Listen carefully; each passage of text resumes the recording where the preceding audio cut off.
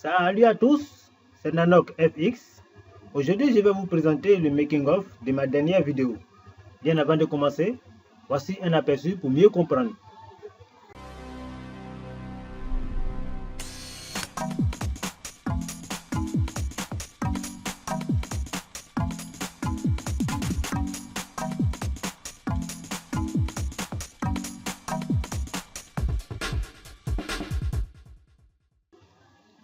Ok, super. Avant de commencer, je voulais souligner que c'est en regardant les publicités sur la chaîne TF1 que j'ai eu l'idée de faire à peu près cette vidéo. Donc la vidéo est copiée légèrement sur le principe de publicité de la chaîne de télévision TF1. D'abord, nous avons parlé de la partie extérieure, c'est-à-dire le boîtier que nous connaissons. Le boîtier, j'ai appelé ce boîtier la télévision. C'est bon, ça n'est pas une télévision, c'était juste pour vous donner des noms pour pouvoir me situer.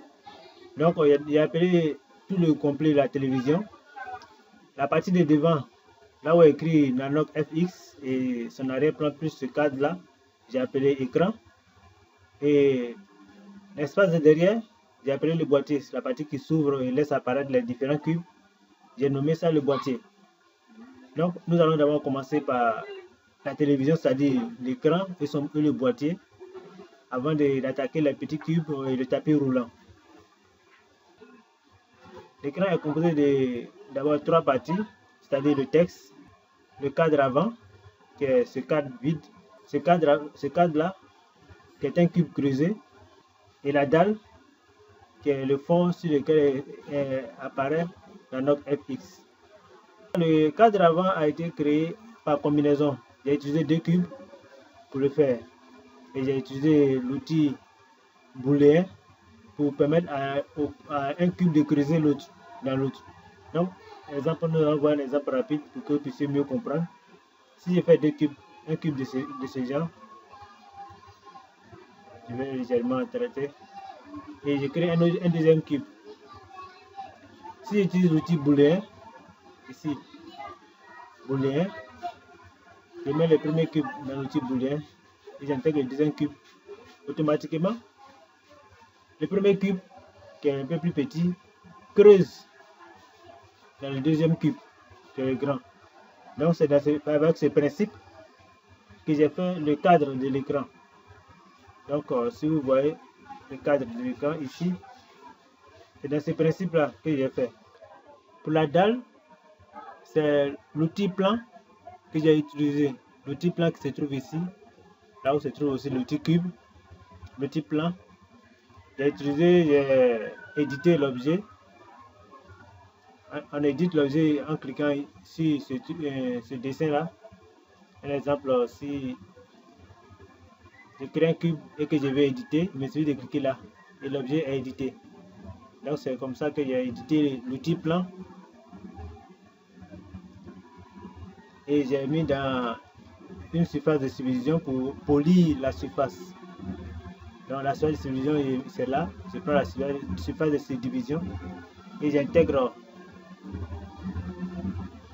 le plan là-dedans. C'est comme ça que j'ai procédé pour polir l'outil plan. On passe maintenant à la bande, qui est ces traits blancs qu'on voit là.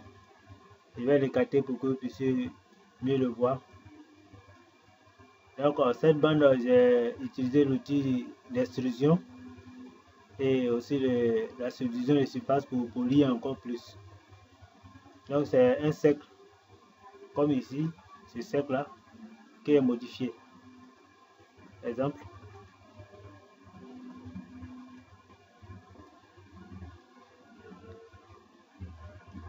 J'ai pris ce cercle comme ça, et dit ellipse d'abord, et réduit comme ça, pour donner cette impression là.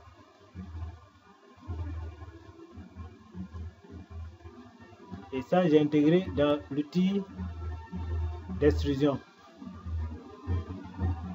Ouais.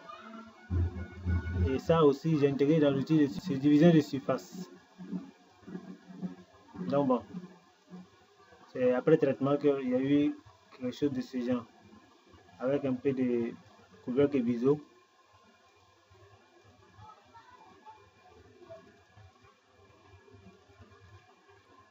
et le tour est joué.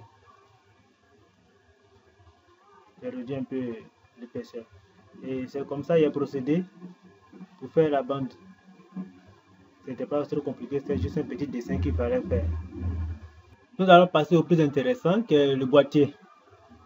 En fait, c'est dans le boîtier qu'on va voir beaucoup de choses vraiment très intéressantes. J'active le boîtier. Je vais masquer les éléments de l'écran. Voici comment le boîtier se présente. En fait, j'ai rusé un peu ici avec le boîtier. C'est-à-dire, je n'ai pas tout dessiné. J'ai dessiné seulement une partie. J'ai modélisé seulement la moitié. Et avec l'astuce, j'ai reproduit ici l'autre moitié avec l'outil symétrie. Voici donc le boîtier. Si de gauche, vous voyez que juste après l'outil de subdivision de surface, c'est l'outil symétrie qui est là. Parce que pour dire que tout ce qui a été fait après a été intégré dans l'outil symétrie. C'est-à-dire qu'il a fait tout à moitié et l'outil symétrie a reproduit ça de l'autre côté. Voici en quelque sorte comment j'ai fait le boîtier. Pour ne pas trop me casser la tête à faire un boîtier complet animé de tous les côtés. J'ai fait seulement un boîtier d'un côté, animé tout d'un côté, et avec l'outil symétrie, l'animation s'est répétée sur le côté. C'était pour me faciliter la tâche. Pour mieux cerner le sujet, on va désactiver d'abord la symétrie pour voir la moitié qui a été modélisée et répliquée.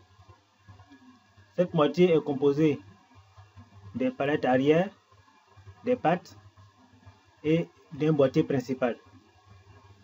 On va voir d'abord le boîtier principal. Je vais pousser à masquer les autres. Le boîtier principal qui est un cube qui a été modélisé. J'ai pris un cube.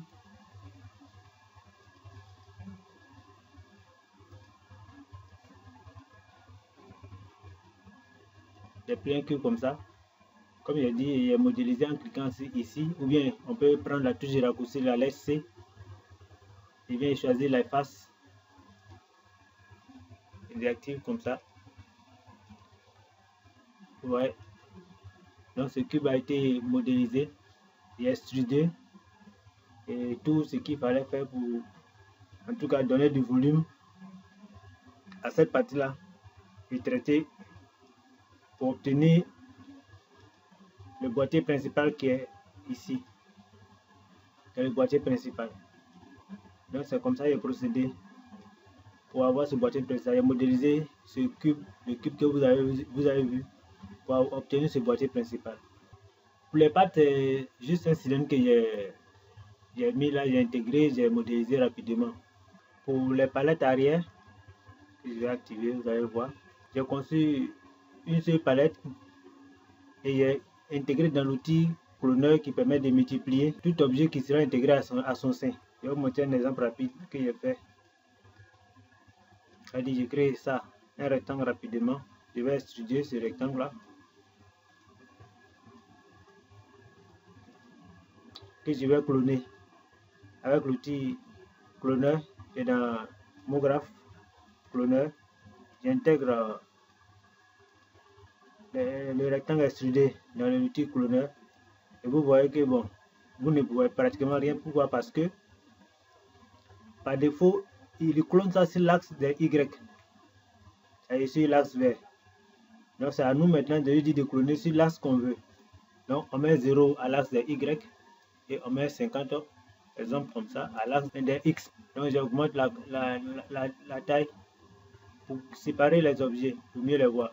On peut augmenter le nombre d'images, le nombre de clones ici, jusqu'à vraiment un nombre qu'on voudra, selon la dimension qu'on veut donner à l'ensemble.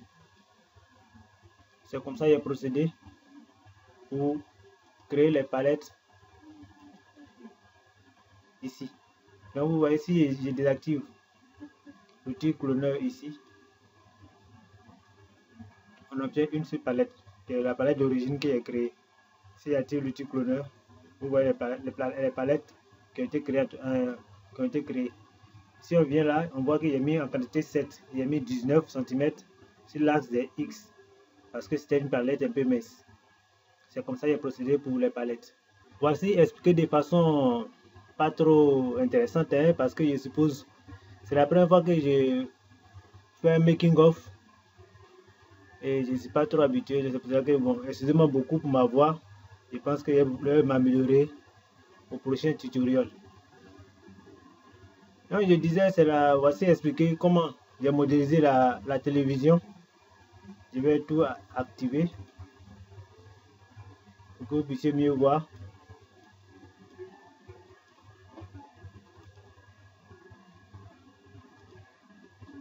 Je te remets tout en place. Voici expliquer comment j'ai modélisé la télévision, c'est-à-dire le boîtier là et l'écran. Je vais passer à la partie animation de la télévision, c'est-à-dire comment tout cela s'est passé pour que ça s'ouvre comme ça et que l'eau se couche ici et que les palettes aussi s'ouvrent comme on le voit ici. Comment les palettes se sont ouvertes tranquillement comme ça. Et puis comment le boîtier s'est ouvert de cette manière. Ça, c'est ce que nous allons voir dans la partie animation du boîtier. C'est après cela que nous allons attaquer les cubes et les tapis roulants. On va attaquer rapidement la partie animation. On ne va pas trop tarder parce qu'il y a beaucoup à apprendre, il y a beaucoup à voir. Nous allons commencer par l'animation du boîtier d'abord, en premier lieu.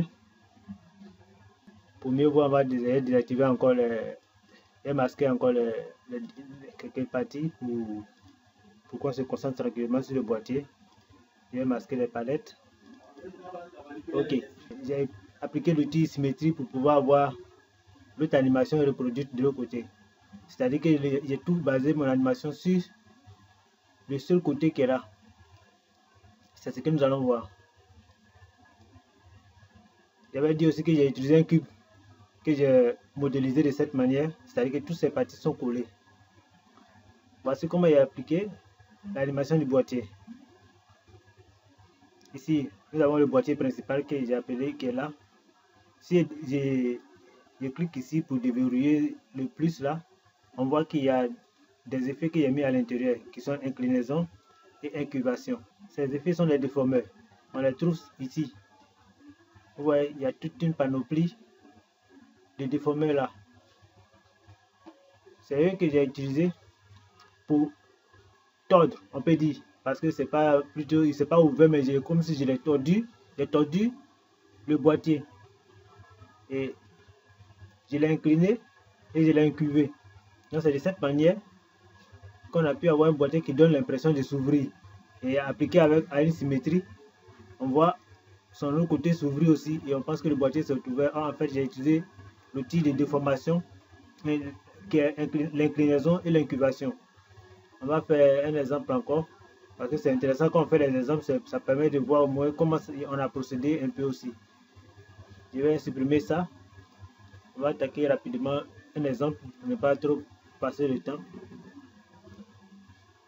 On va rendre ça éditable. Comme je l'ai dit, on rend éditable en cliquant sur l'icône qui est là ou bien en touchant la lettre C. Que la touche C, c'est la touche de raccourci. Donc je supprime rapidement ces faces là et on se retrouve avec notre base que je vous avais montré précédemment. Et c'est dessus qu'on va appliquer l'outil déformeur.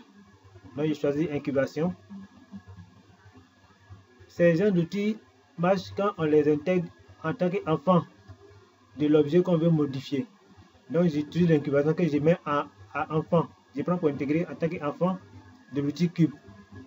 Et si je modifie alors l'intensité de l'inclinaison, de l'incubation plutôt, excusez-moi, vous verrez que vous voyez que le cube bouge, ça s'ouvre. Vous allez me dire oui, ça s'ouvre, mais le bas, chez toi le bas ne bougeait pas. Oui, c'est vrai, le bas ne bougeait pas parce que j'ai changé simplement les valeurs de l'incubation. Donc j'ai monté directement pour qu'il soit au-dessus de celui du bas. Comme cela, si je modifie, vous voyez, il ne bouge pas. Donc ça s'ouvre. Il peut ouvrir à la haute, comme je veux. Ça s'ouvre, mais celui du bas ne bouge pas parce que j'ai juste élevé ça. J'ai juste élevé. Ici, c'est simple. Je n'ai pas eu besoin de tout modifier parce qu'il y a certains montages où il faut tenir compte de tout. Donc, il faut donner la taille et tout ça. ici, en réglant ici les intensités, tout. En tout cas, il y a certaines montages que vous allez faire et que vous aurez besoin de modifier ces différentes tailles, ces différentes valeurs pour avoir un truc plus précis. Mais moi, comme il s'agissait d'ouvrir simplement un boîtier, c'était simple, c'était pas compliqué. Donc j'ai juste utilisé ça. Vous voyez, un exemple. Voilà. Et donc j'ai tordu, ça s'ouvre. Donc si vous imaginez par exemple, je reprends le processus de symétrie et que vous savez où la symétrie et que j'active comme ça.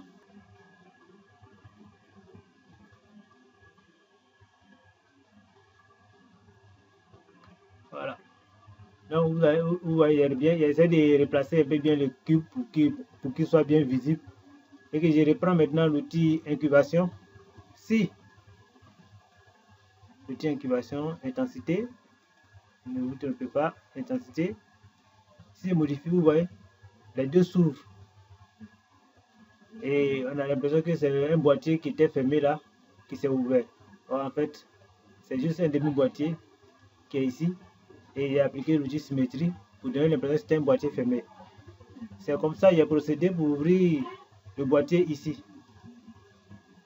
Pour les palettes, j'ai utilisé un autre effet qui est un effecteur qui s'active uniquement que sur les objets MoGraph. Étant donné que j'ai cloné ma palette avec un effecteur MoGraph cloneur qui s'appelle cloneur, je pouvais donc appliquer des effecteurs MoGraph dessus. Ici, les effecteurs MoGraph que j'ai utilisés, il y a l'effecteur simple et l'effecteur randomisation. Donc, l'effecteur simple qui est là, celui qui m'a permis de faire la rotation des palettes. Je vais l'activer pour que vous puissiez voir à quoi il ressemble. Donc, le voici. C'est sa rotation, c'est son déplacement simplement qui a fait tourner les palettes. Donc, vous voyez. Donc, j'ai agi sur son déplacement ici.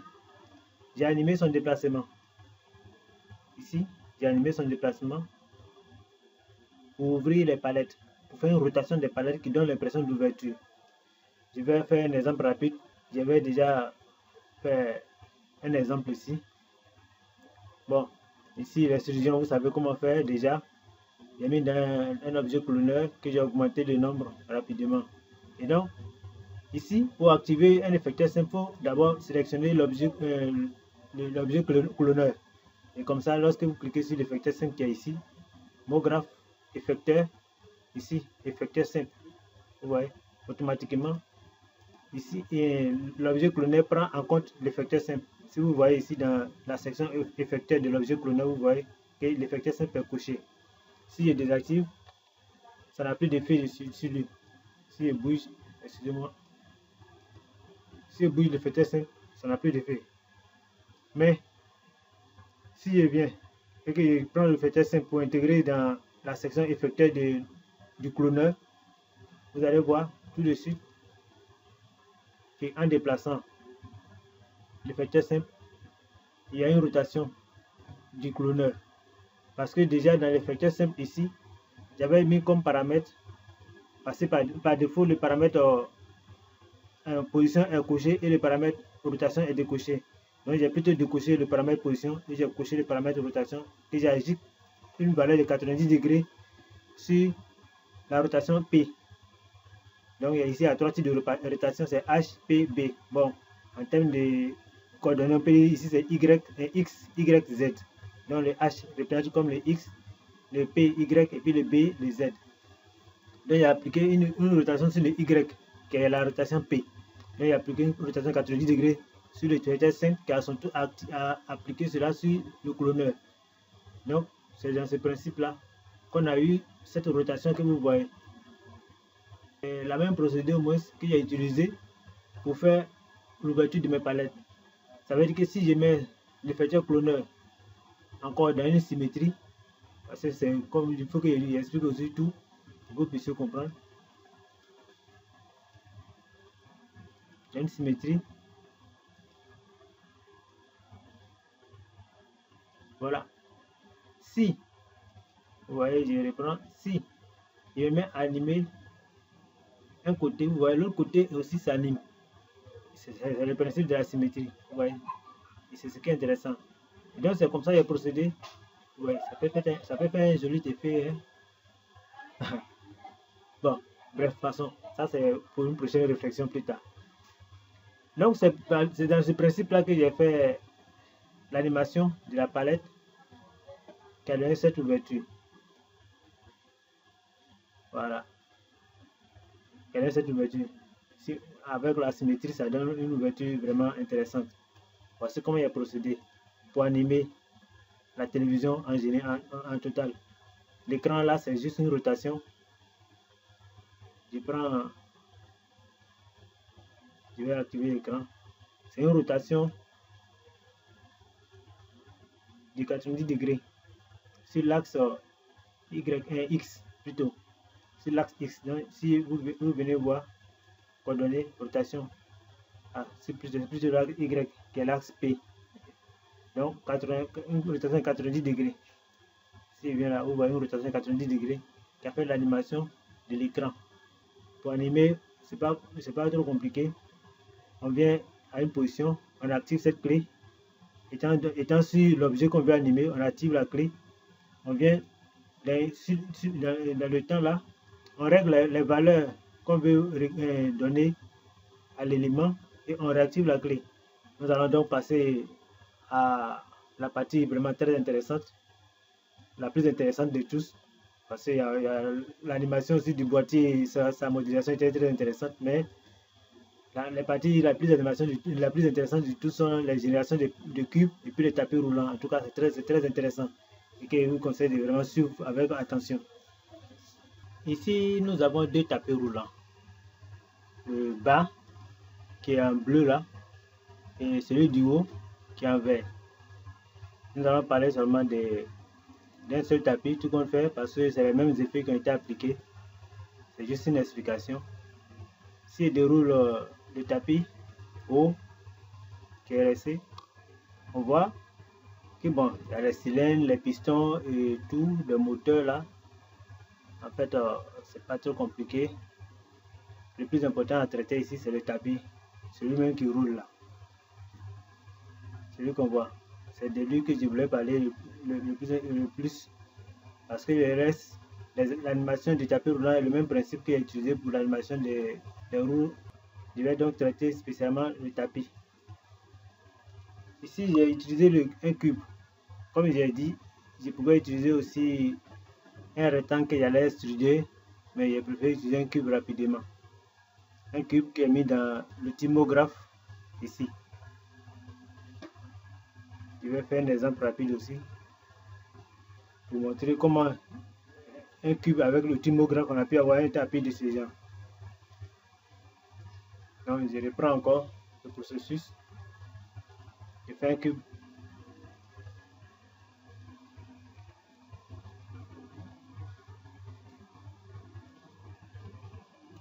Et je donne les dimensions rapidement.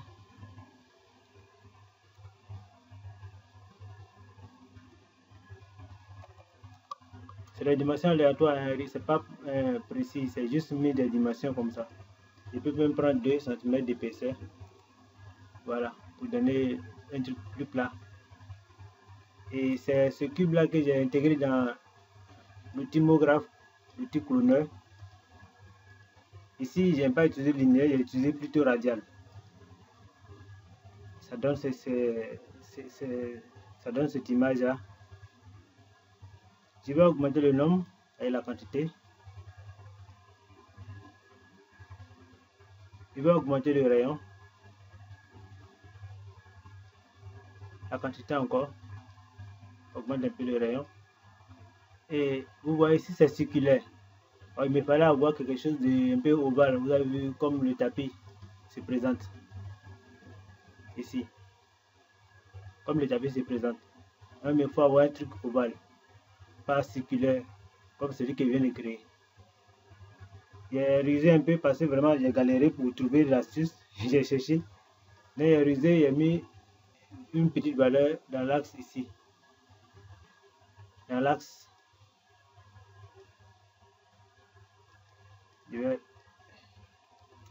Dans l'axe d'échelle de Y, j'ai mis une petite valeur.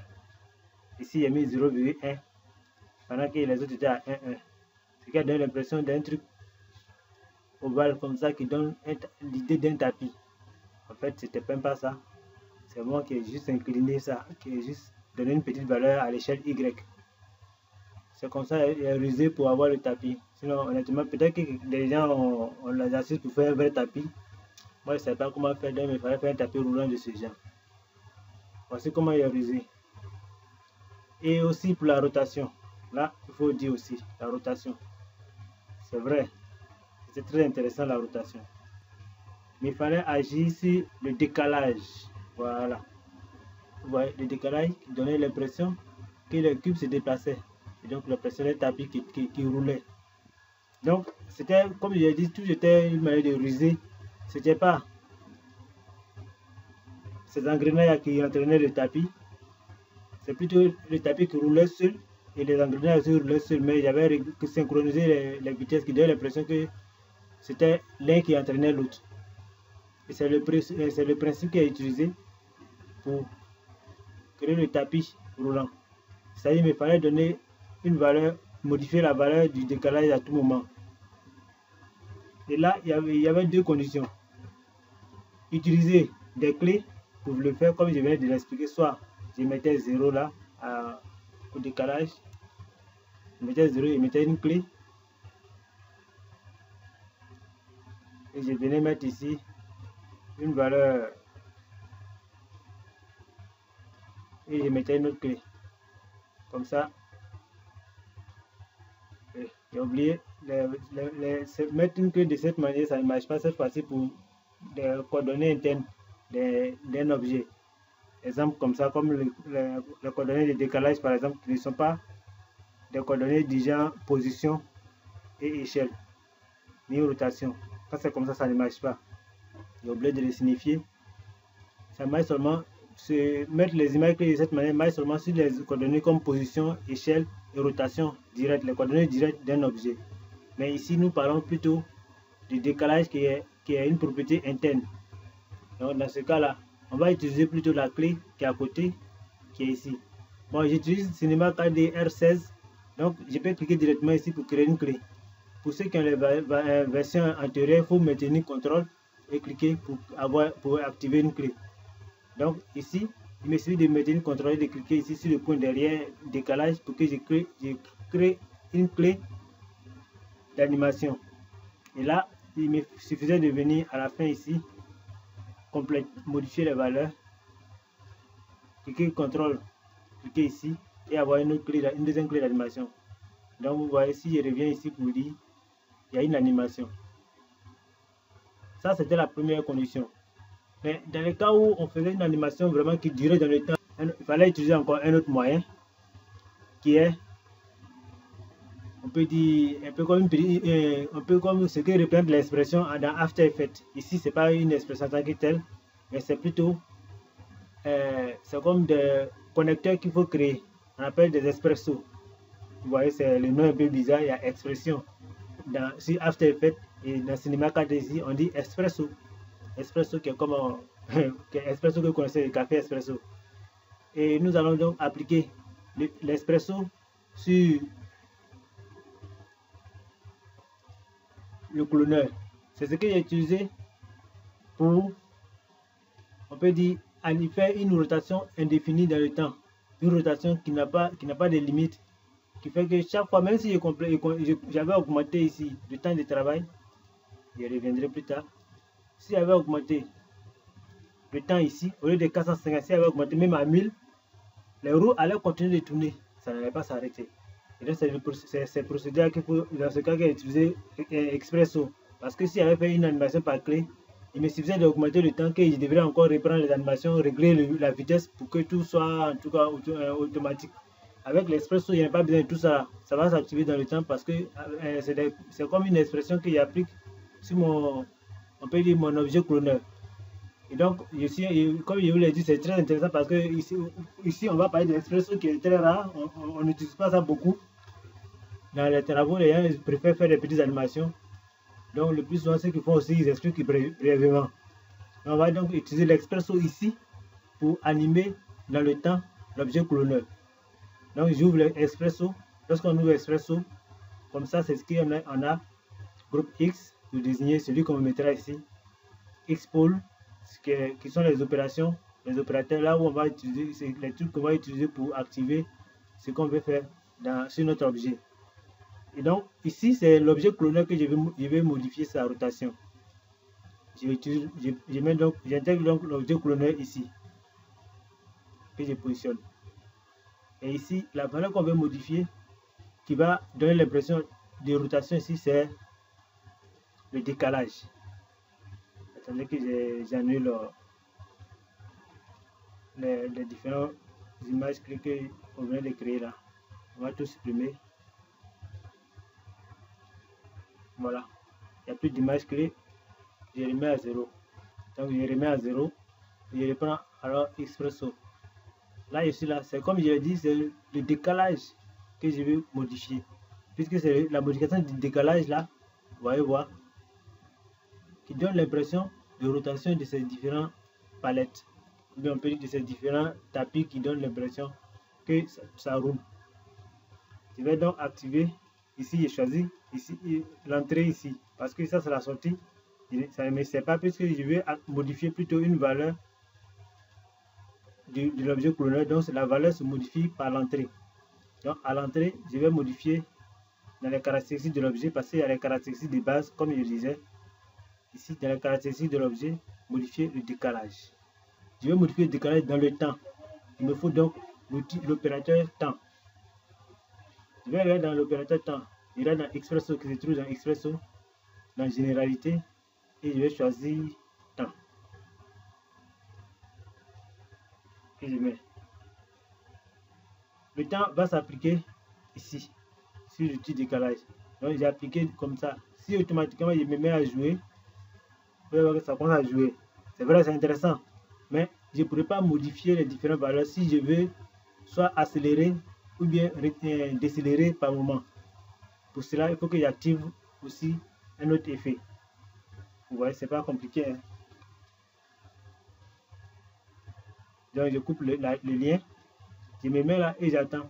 Il me faut trouver une valeur, quelque chose pour donner, pour accélérer ou bien décélérer la vitesse de rotation. Avec permettant de synchroniser cela avec d'autres objets. Si par exemple je veux combiner beaucoup d'objets, là il me faut trouver un opérateur pour traiter cela.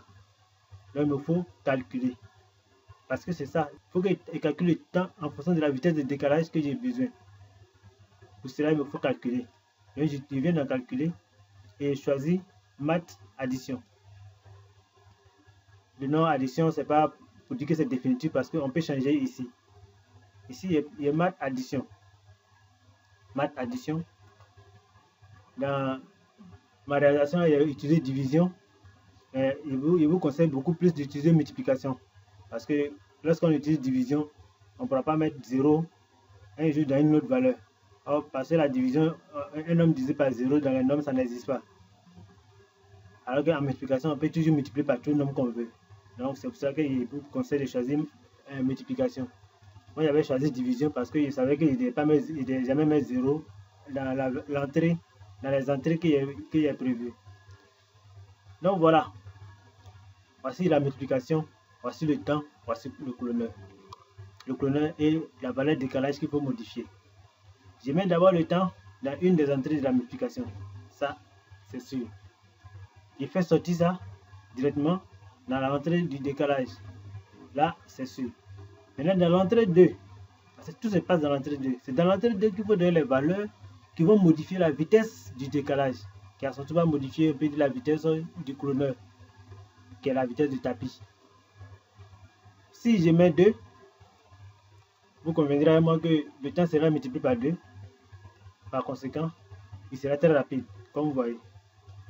Il faut donc multiplier par une valeur qui va donner une petite valeur. C'est le jeu de mots intéressant, mais c'est le principe. Je multiplie par 0,5, c'est-à-dire qu'il a divisé la valeur par 2. Si je joue, ça va lentement. Vous voyez, c'est fini. Le programme est réglé. C'est comme ça que j'ai procédé pour animer le cloneur, c'est-à-dire le tapis qui me donne l'impression que le tapis circule. Vous voyez, Dans le reste, la roue que j'ai créée,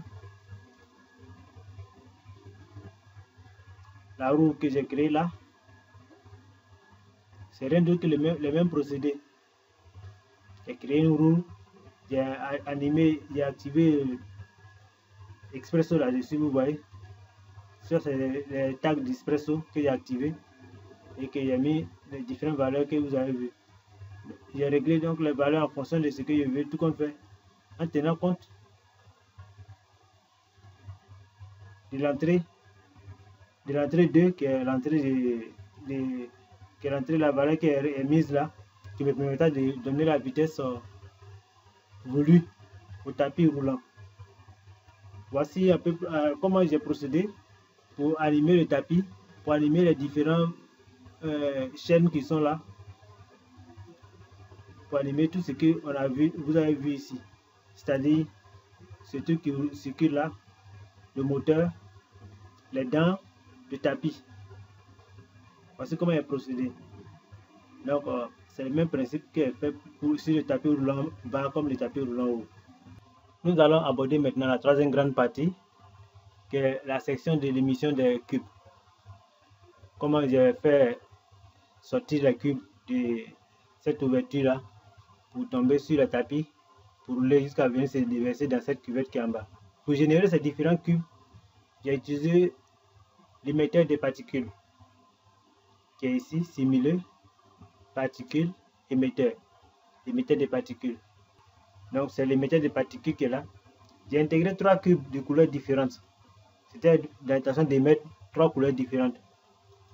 Je ne pouvais pas créer chaque émetteur de particules, j'ai créé seulement un émetteur et j'ai intégré 3 cubes de couleurs différentes. J'ai modélisé cette ouverture pour donner l'impression que c'est dans, on peut dire, ce tuyau là, qui est passé les cubes pour se déverser sur le tapis. J'ai dessiné aussi cette cuvette là pour donner l'impression que les cubes se déversent dans la cuvette car tous sont aspirés par ce tuyau et ressortent par cette ouverture qui est ici. Donc on va parler un peu en profondeur comment j'ai fait ces différents émetteurs et puis comment j'ai fait cette cuvette qui reçoit ces cubes. Je vais procéder encore par donner un exemple de génération de cubes. Comment j'ai fait pour générer ces différents cubes. Donc je vais procéder par un exemple rapide. Je prends simuler, particules, émetteur de particules, qui est émetteur tout court. J'élève légèrement, je recule là. Je crée un cube, je réduis ses dimensions à 25 par exemple. Comme je dis, tout est fait, ce sont des exemples, donc on peut faire ce qu'on veut, on peut mettre ce qu'on veut. C'est pas forcément un cube, on peut mettre toutes choses. Je vais légèrement biseauter les bords. Je baisse peut-être à 5, un peu plus encore, à 2 par exemple. Voilà, pour donner une brillance aux différents bords, arrondir un peu les bords, pour pas que ce soit vraiment trop prononcé. C'est le cube là que je mets dans l'émetteur en tant qu'enfant. Et j'ai choisi l'émetteur que je coche afficher les objets. Donc à ce moment on ne voit plus le cube. Mais si je joue la vidéo, on voit les cubes qui sortent dans l'émetteur. Vous voyez, c'est comme ça on fait pour émettre les cubes. Je peux faire donc différents types de cubes. Ici, il y a fait un exemple de 3 cubes. On pouvait faire plusieurs cubes si on voulait. Je vais créer des textures différentes. Il me suffit de cliquer dans l'espace qui est ici. Et de cliquer sur la texture qui vient d'apparaître. Je choisis couleur. C'est un exemple, hein. Donc je ne vais pas trop m'étaler dessus. Je crée encore un autre en maintenant contrôle sur le matériel créé et je glisse pour venir de l'autre côté. Ça duplique le matériel. Et je viens que je change encore la couleur. Je prends la couleur verte.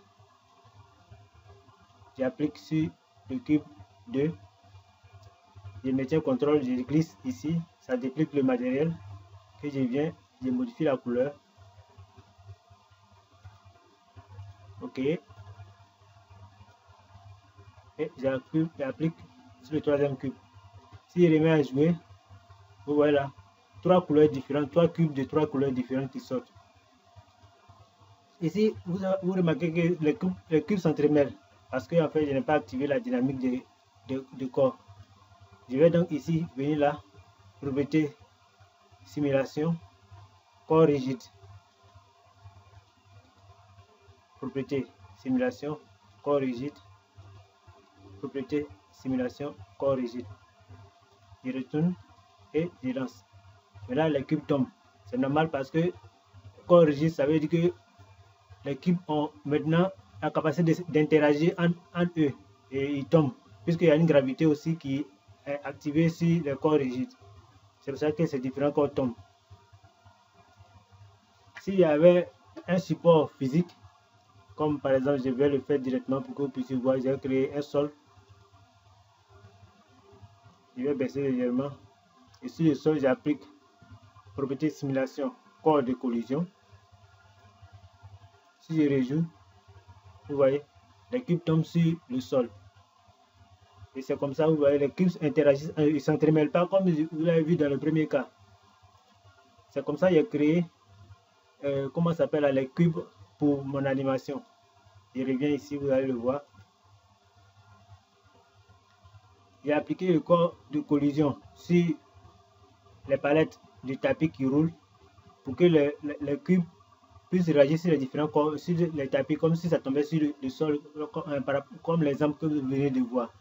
Et dans ce principe que j'ai animé ces cubes pour qu'ils tombent sur le tapis. J'ai activé le corps de collision sur le tapis et le corps rigide sur les cubes. J'ai mis l'autre tapis un peu en arrière. C'est pour cela que les cubes sont tombés sur le deuxième tapis et ont roulé dans l'autre sens, puisque le tapis roule dans le sens inverse. Donc, ils ont roulé dans l'autre sens pour se déverser dans la cuvette. Nous allons parler de la cuvette parce que c'est très important. Comment faire déverser les cubes dans la cuvette? Certains diront, bon, il suffit d'appliquer le corps de collision sur la cuvette et automatiquement les cubes se déverseront dans la cuvette. Ça paraît aussi simple, mais il y a quelques petits réglages qu'il faut faire aussi dans la dynamique du corps de collision. Et c'est ce que nous allons voir, comment j'ai fait pour que les cubes se déversent dans la cuvette.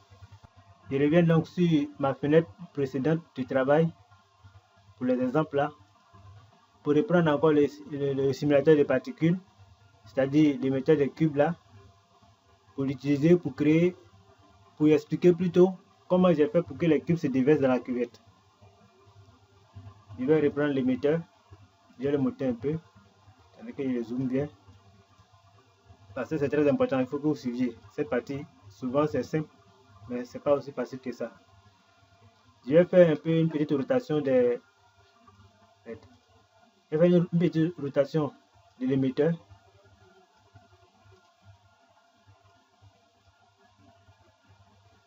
Vous voyez, ok, c'est bon. Je vais créer un cube encore.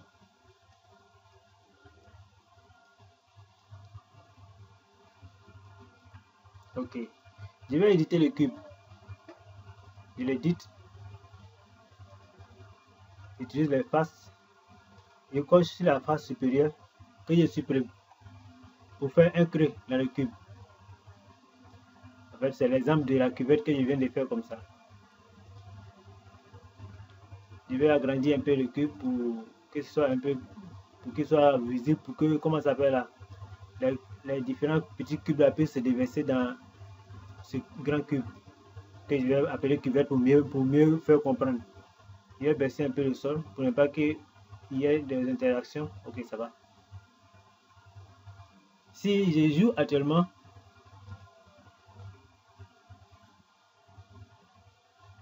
vous voyez, ça rebondit, mais c'est pas dans la cuvette que ça rebondit en fait. Ça rebondit sur le sol qui est en bas.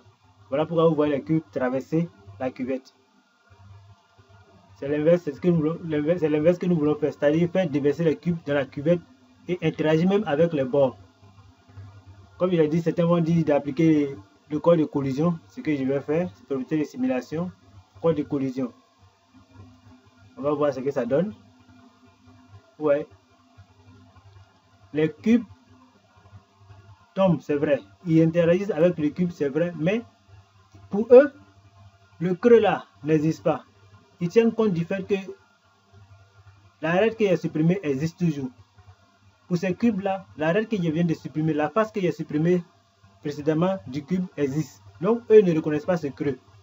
Il faut que j'explique au cube que le creux n'existe pas, que le creux existe et qu'il faut se déverser dans la cuvette.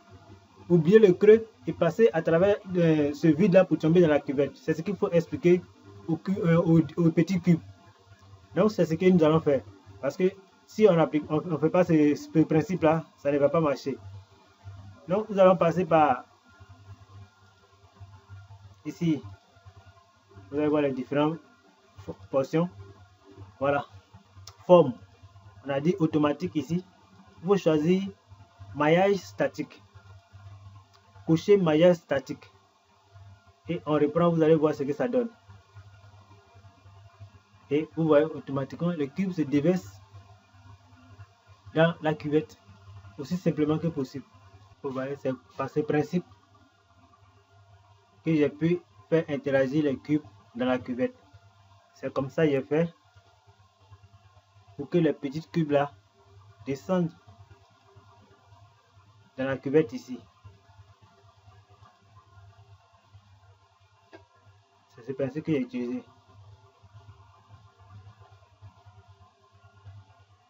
Voilà.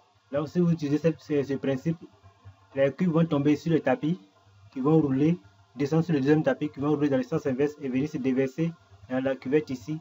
Et on va voir avec le principe du générateur des cubes, comme si les cubes sont rentrés par ici, par ce tuyau là, ils sont ressortis par cette ouverture qui est là. Donc c'est ce que j'ai fait, c'est comme ça que j'ai procédé. Maintenant, il y a des petits réglages que j'ai effectués aussi, parce que ce tapis est petit.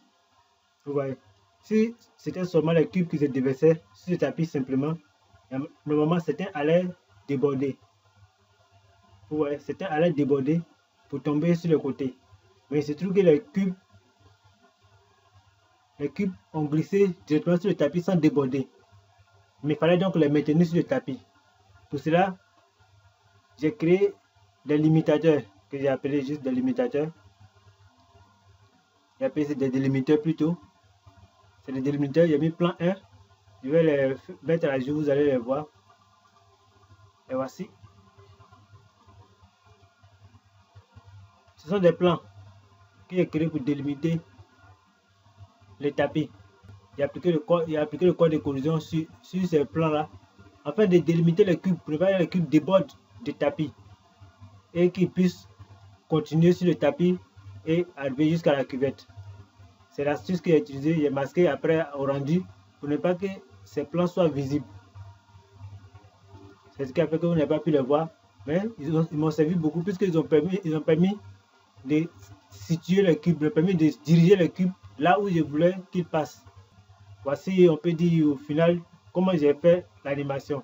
Et aussi le mouvement de la caméra. Le mouvement de la caméra, c'est banal, mais c'est très intéressant aussi. Je vais vous expliquer pour le mouvement de la caméra. Je reviens encore sur ma fenêtre d'exemple. Je vais prendre une caméra que je vais créer rapidement. Vous allez voir le mouvement de la caméra fait un mouvement circulaire. Je vais donc créer la caméra ici. Je mets en vue là. Ça, c'est la caméra. Je clique sur la caméra. Ici, je décoche. Je ne suis plus sur la caméra. Il peut bouger comme il veut, mais il me suffit de cliquer sur le cadre qui est ici pour que je revienne prendre la vue de la caméra. Donc, je décoche et vous allez voir. Il me fallait faire une caméra qui va tourner de façon circulaire autour de la boîte. Tourner de façon circulaire, donc on entend parler là d'un cercle. J'utilise l'outil spline cercle qui est là. Je le mets sur l'axe XZ. J'agrandis beaucoup le cercle pour ne pas que, voilà, jusqu'à ce niveau, pour qu'il soit vraiment grand. Je prends la caméra plutôt. J'applique sur la caméra une prothèse cinéma 4D qu'on appelle alignée à la spline. Et dans l'espace spline directionnel, j'intègre le cercle. Automatiquement, vous voyez, la caméra se fixe sur le cercle. Même si il bouge, il ne va pas se déplacer. Si il fait une rotation, ouais, il va tourner dans le sens de la caméra. Il ne va pas quitter ce cercle. C'est comme ça que j'ai procédé. Et maintenant, ici, dans le spleen, position, si je modifie la position, vous voyez, la caméra bouge. Mais la caméra reste sur le 5 roues. Mais vous voyez le centre de la caméra. Si actuellement j'active la caméra, on ne voit plus rien. Pourquoi? Parce que la caméra, le centre de la caméra, c'est toujours de regarder devant lui. Alors, comment faire en sorte que la caméra fixe toujours sur l'objet? Comment faire pour que la caméra fixe toujours la boîte? Je vais appliquer aussi une propriété Cinema 4D qu'on appelle cible. Je vais chercher la cible. Là, je vois cible. Et dans la cible maintenant, j'intègre le cube. Automatiquement, la caméra vise le cube. Vous voyez, quel que soit le mouvement de position que je ferai, la caméra tournera autour du cube sans jamais perdre de vue le cube.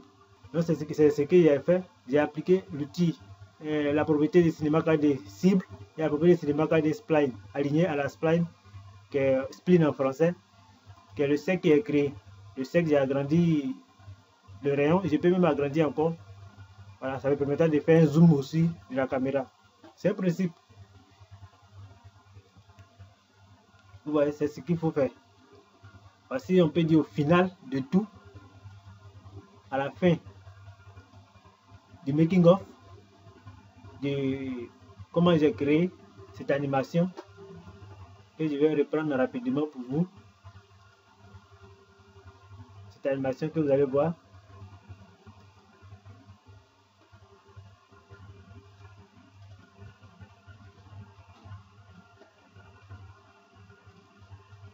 Voilà.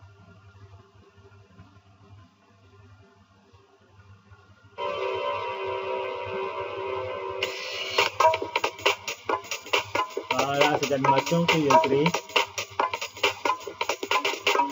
Ouais. Si vous voyez maintenant, vous voyez comment tout est expliqué, hein?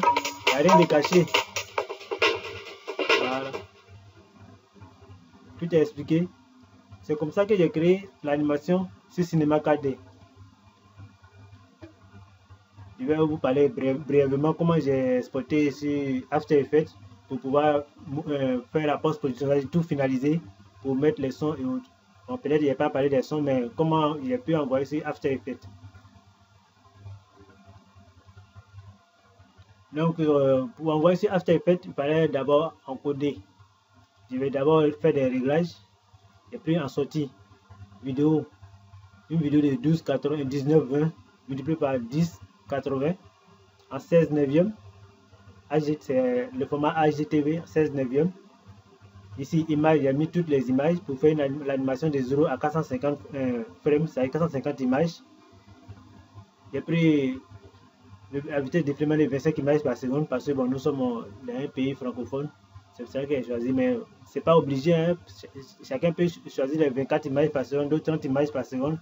Certains ont l'habitude de prendre 23,976 images par seconde. Ça, c'est les possibilités. J'ai fait enregistrer.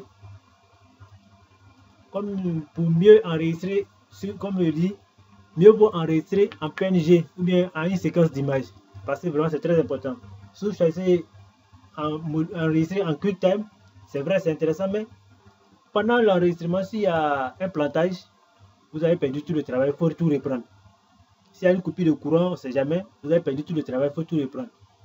Moi, pour cela, j'ai choisi les séquences d'images PNG pour ne pas trop encombrer l'espace. Sinon, c'était prendre le TIFF 4 PSD, qui est encore une image très propre.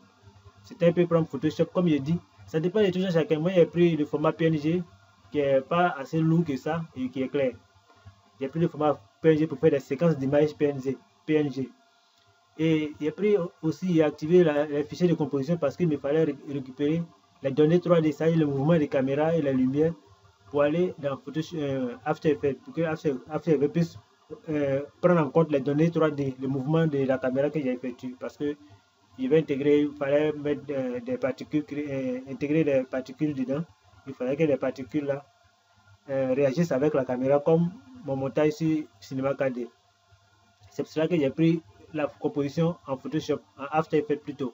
J'ai fait enregistrement, j'ai pris le format After Effects, c'était mieux prendre New Nuke là, Motion, Shake, Digital Fusion, ça dépendra du logiciel principal qu'ils ont. Comment j'ai After Effects, j'ai choisi After Effects. J'ai pu inclure données 3D. J'ai enregistré le projet. Ici, j'ai enregistré le projet. Et quand on finit, on clique ici pour faire l'encodage. Voilà, on fait l'encodage là. Comme j'avais déjà fait avant, voilà pourquoi elle me demande. On fait l'encodage. Et si ça finit, on retourne sur After Effects pour traiter. On verra ça tout de suite. Ok, on revient sur After Effects. Et là, dans la palette des projets, on clique dans cet espace-là.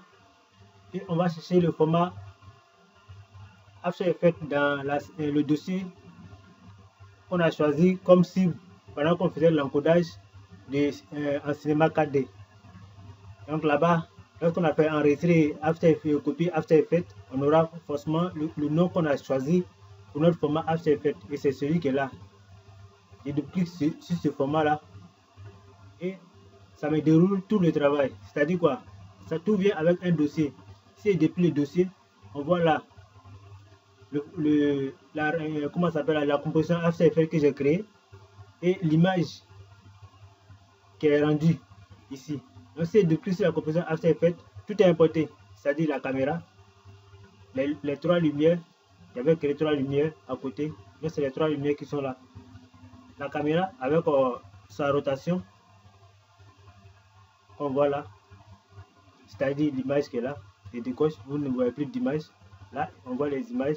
La caméra qui est là, si j'appuie sur la lettre U, on voit les différentes animations de la caméra, les animations que j'ai effectuées sur Cinema 4D. After Effects a pris en compte toutes ces animations-là.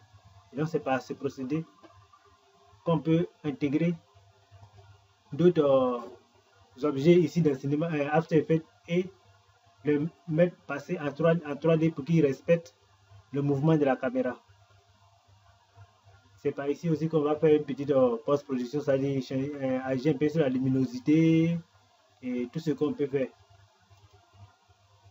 Je vais baisser légèrement la qualité au 1K juste pour pouvoir travailler de façon fluide.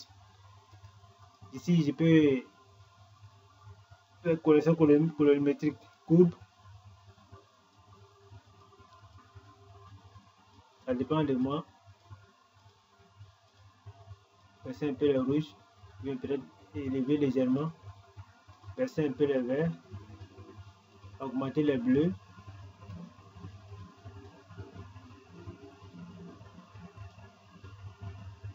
Tout dépend de moi. Hein. Je traite les images comme je veux pour donner l'ambiance et la luminosité que je recherche.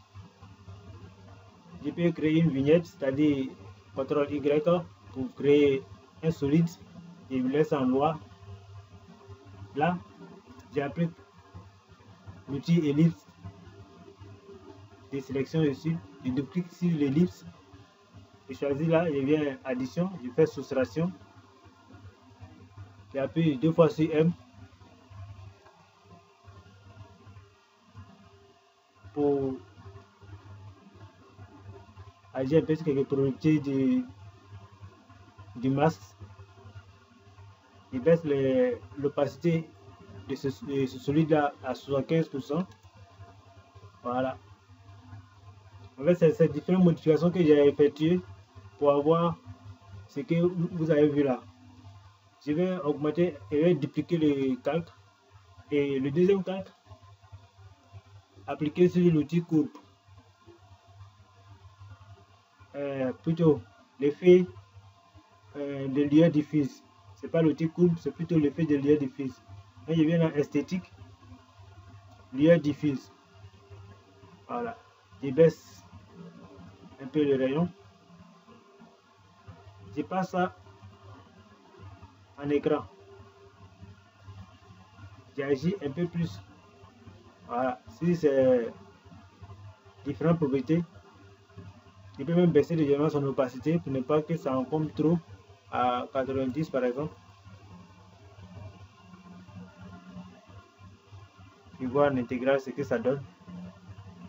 Voilà, pour donner un effet de brillance un peu sur le cube et puis le tapis. Voilà, c'est comme ça que j'ai procédé. pour donner un peu une luminosité à part. Voilà. Au travail, au montage final. Voilà. Le son, on peut le récupérer sur le net. Hein. Le bruitage, si vous tapez bruitage, son bruitage de tel mouvement, vous pouvez avoir. Voici, cher ami, la fin de mon making of. J'espère vraiment que vous avez apprécié. Et comme je disais, désolé beaucoup, c'est la première fois que je parle un peu sur le net pour vous expliquer une réalisation que j'ai faite. J'espère m'améliorer.